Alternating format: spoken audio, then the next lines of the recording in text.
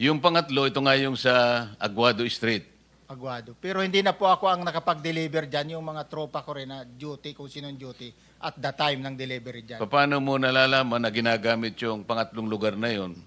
Kasi sila rin po, based doon po sa group chat, namomonitor po namin yung movement. Kasi pag nagsabi na, yung duty basura, proceed na, may deliver tayo. Doon ko nalalaman na kung saan lugar at yun yung pagbabagsakan ng basura. Ano ba yung composition ng yung grupo? Kasi kanina sinabi mo, halos 90.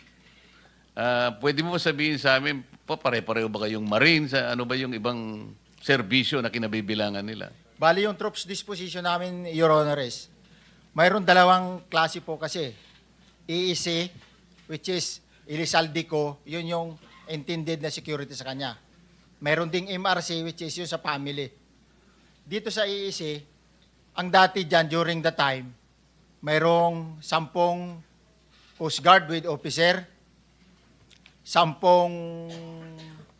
SAP with officer, saka mayroong 6 na PSPG with officer.